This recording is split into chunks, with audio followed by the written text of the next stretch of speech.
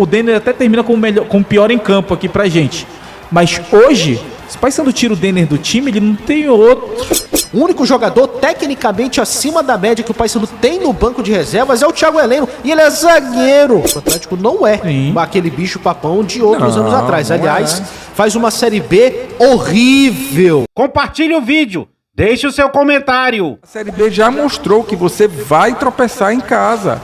É normal tropeçar em casa. Não adianta. Não deveria? Não deveria. Mas se todos os times estão tropeçando em casa contra adversários até mais fracos, que a gente tem uma dificuldade no futebol brasileiro hoje, que é de propor jogo e furar defesas, então a gente tem essa dificuldade. Se a gente tem essa dificuldade, os nossos times também vão ter. Então a gente tem que entender que essa pressão que a gente põe às vezes pelo resultado dentro de casa, como tu falou, perdeu 3 pontos contra 2 pontos contra o Atlético. Mas o que mais me incomodou nesses 2 jogos foi o desempenho do Paysandu contra o Atlético e Atlético Goianiense. Aí o Claudinei pode vir e falar assim, mas eu peguei um Atlético que tem um poder financeiro maior do que o meu, jogadores com mais, então que ganham mais, e eu fui lá e fui buscar o resultado, tive força para buscar o resultado.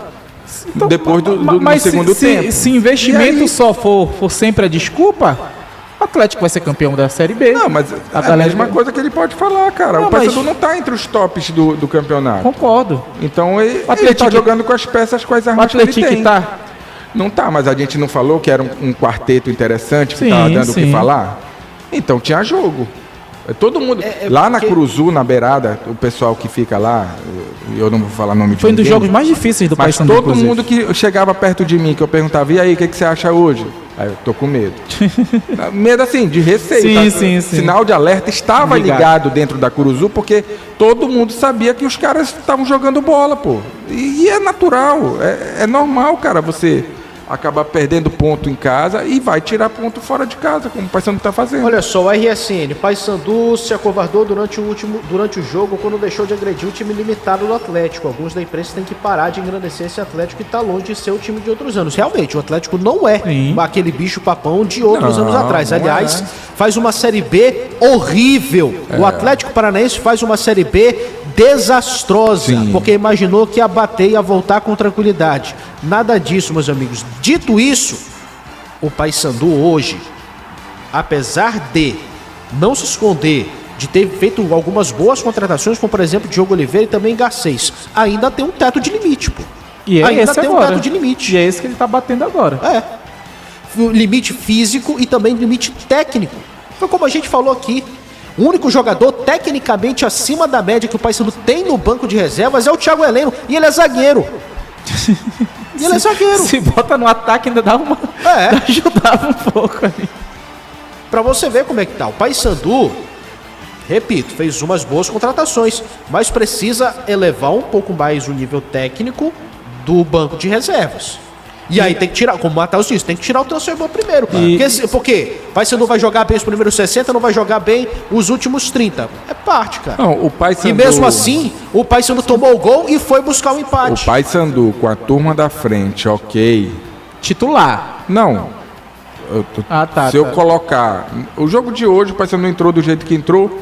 Se tivesse Rossi e Marlon, é outro time. Sim. Se tiver um Edinho, pelo menos correndo e dando sufoco para um lado e para o outro... O Edinho hipotético hoje, né? Porque a gente não sabe qual é o que vem, né? Mas acho que tá aí, mas que vem, né? Mas aí você já ganha 3 peças na parte ofensiva. Sim. Então, o Paysandu não pode perder nenhuma peça ofensiva. Se perder, fica com dificuldade para mexer. O Marcelinho hoje até fez um jogo ok. Não achei mais defensivo, né? Foi mais defensivo do que com a bola, né? Mas... acaba ficando... E a gente percebe isso, o treinador nunca vai abrir. Eu até pensei em perguntar. Nunca vai jogar. Até pensei em perguntar, por que você não mexeu? Né? O Paysandu está desgastado e tudo mais. Por que você não mexeu? Poderia ser uma pergunta. Ele nunca vai chegar aqui e vai falar, eu não mexi porque eu sei que se eu mexer não vai render o que eu estou esperando e não quis trocar porque os caras estão com o corpo quente lá dentro, estão ligados no jogo, estava dando certo e deixei. Mas claramente ele não está mexendo porque ele não sente confiança, né, cara? É firmeza que o negócio vai virar, entendeu? E o torcedor não vai reclamar disso. O torcedor vai reclamar que não entrou o Wendel, por exemplo. O maior exemplo que tem hoje no Paysandu aconteceu hoje. o Vini, que já Vini foi Faria. até titular, Sim. era a primeira opção quando os titulares não estavam. Hoje não foi, ficou no banco pro Marcelinho e pro Peterson. Não. Ficou sentado lá olhando o jogo. E Porque sinceramente... ele tá tentando opções. Ele tá Não, tentando... e sinceramente, sente a confiança de que o Vini vai melhorar o time? Mas porque ele entrou no Repá e ele fez lá uns lances Sim, lá. sim, Fez teve um lance aí bacana. foi. Aí Aí todo depois- mundo, pô, já achou um cara bacana e tal, que o cara vai no X1 e tudo mais. Só que a sequência é complicada. E aí precisa de adaptação, às vezes tem questão de qualidade também. Mas eu acho que tem que dar tempo pro garoto pra gente poder julgar. Não, de fato, isso aqui não vai funcionar. Marcelinho não é um caso que a gente já estava até embrulhado de presente para botar no avião e ele não conseguiu dar uma resposta. E todo mundo falando, Claudinei chegou, botou até o Marcelinho para jogar. Sim. Então, Mas hoje eu ainda acho que não saiu muito. mas tem que... né? Você pode falar, eu não vou falar. Não, mas é que não tem muito pra onde o Claudinei correu hoje. Muito pela situação em que o Paysandu se colocou. O Paysandu hoje ele tá numa situação de que ele...